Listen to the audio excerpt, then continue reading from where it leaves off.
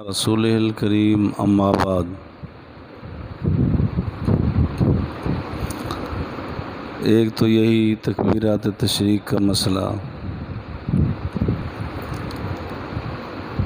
9 की सुबह से 13 की असर तक हर फ़र्ज़ नमाज के बाद एक मरतबा पढ़ना वाजिब है, लाजिम है।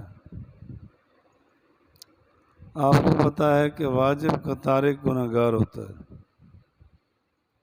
वाजिब को छोड़ने वाला गुनहगार होता है। तो इसका एहतमाम किया जाए। मर्दों के लिए हुक्म है कि ज़रा आवाज़ से पढ़ेंगे, औरतों के लिए हुक्म है कि वो आहिस्ता पढ़ेंगे। बस एक मरतबा पढ़ना ही वाजिब है। बार बार अर्ज़ किया गया कि एक से ज़्यादा बार पढ़ना खिलाफ सुन्नत है, इससे बचा जाए। सारा दिन ज़िक्र अज़कार करो, लेकिन जो तर्ज जो तरीका आप अलैहिस्सलातु वस्सलाम ने बतलाया उस पर पाबंद रहना चाहिए। अपने अकल को दखल नहीं देना चाहिए। इसी तरह ईद वाले दिन आप अलैहिस्सलातु वस्सलाम ने इशराक नहीं पढ़ी, घर तशरीफ़ ले गए। तो ईद से पहले भी, ईद के बाद भी ईदगाह में तो नफिल नहीं पढ़े जाएंगे। मस्जिद में पढ़ी जाती है तो मस्जिद ईदगाह बनी। उसके बाद ईद पढ़ने के बाद घर में जाके नवाफिल पढ़े। हदीस पाक में आता है कि आप अलैहिस्सलातु वस्सलाम तशरीफ़ ले गए तो हज़रत अली रज़ी अल्लाह ताला नवाफिल पढ़ रहे थे ईदगाह में। तो आप अलैहिस्सलातु वस्सलाम ने फरमाया, अली क्या कर रहे हो? अर्ज़ किया, नफिल पढ़ रहा हूँ। आप अलैहिस्सलातु वस्सलाम ने फरमाया, क्या तू अपने नबी से भी ज़्यादा हरीस हो गया इबादत पर? यानी जब मैंने नहीं पढ़े तू क्यों पढ़ता है? तो अपनी तरफ से कुछ दाखिल न हो। जैसे नमाज पढ़े, अगर इशराक पढ़ने का आदी है तो उसको इशराक का सवाब मिल ही जाएगा बगैर पढ़े। बगैर पढ़े जब अल्लाह ताला अजर दे देते हैं तो जाना चाहिए। ये मना भी नहीं है कि ज़िक्र अज़कार जो बाकी मामूलात करते हैं बैठे वो ना करे, वो करता रहे, उसका मना नहीं है। इशराक के लिए आप अलैहिस्सलातु वस्सलाम ने फरमाया तो बच जाए, ना पढ़े। सुलहा को यही देखा गया है कि इस सुन्नत पे ठीक अमल करते।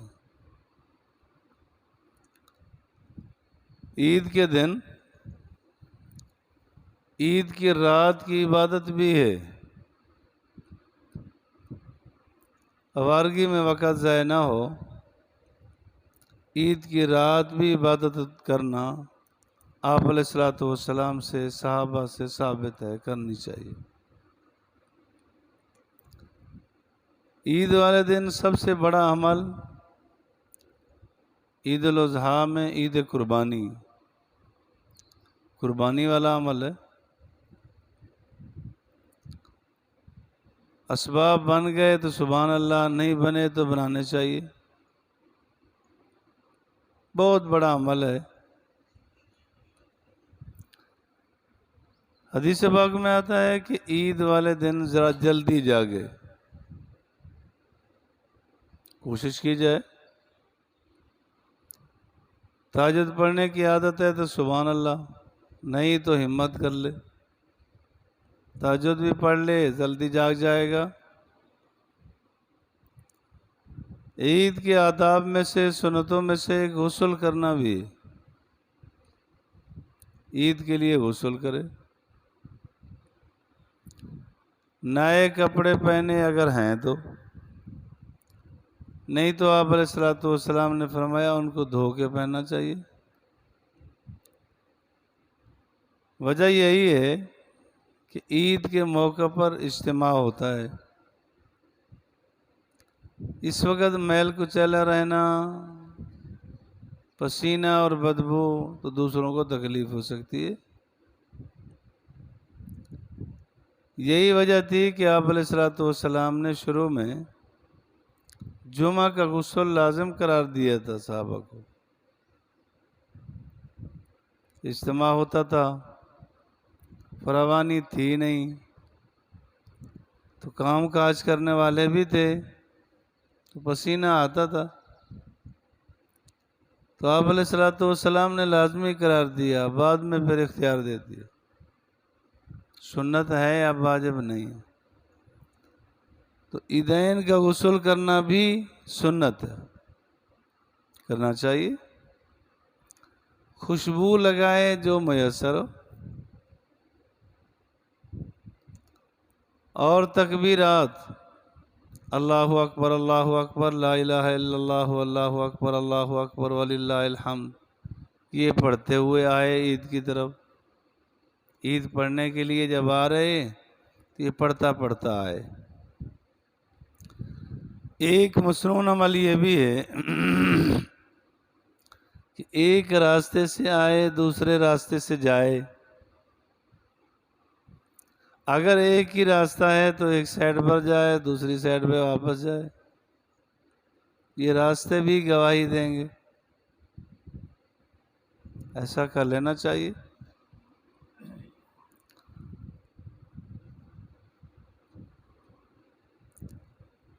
ईद के बाद मिलना, घर से चले, ईद पड़ी, दूसरे साहिबान दूर दराज से दूसरी तरफ से आए, तो अब मिल लेने में कोई अर्ज नहीं।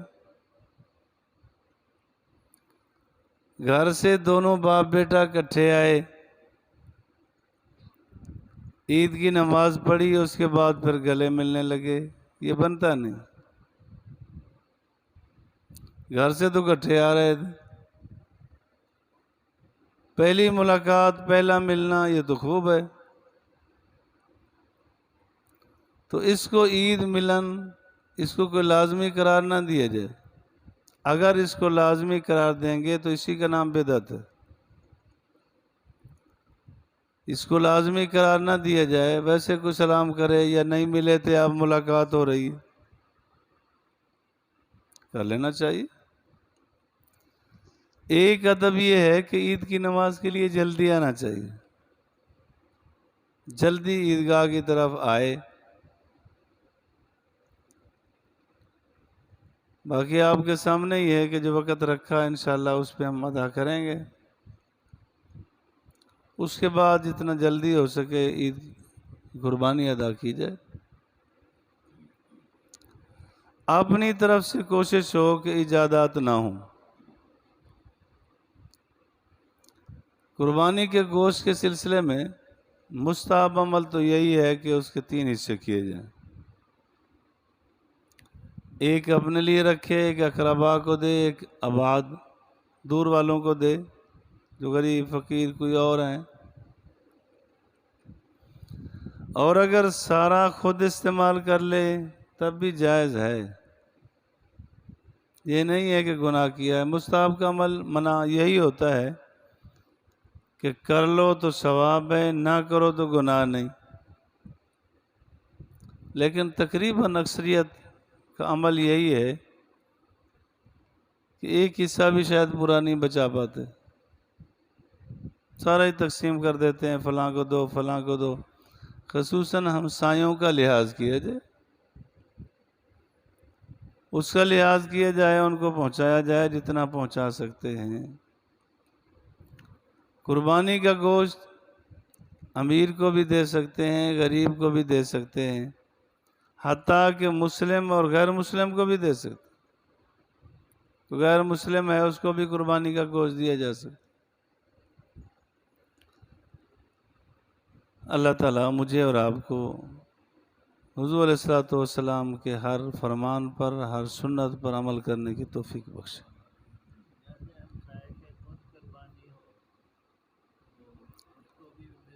हाँ, उसको भी दिया जा सकता है, दे तो, ना दे तो गुनहगार तो नहीं होगा, देना चाहिए। बाकी कोशिश हो कि जिनकी कुर्बानी नहीं है वहाँ तो पहुँच जाए, अल्लाह करे। अल्लाह ताला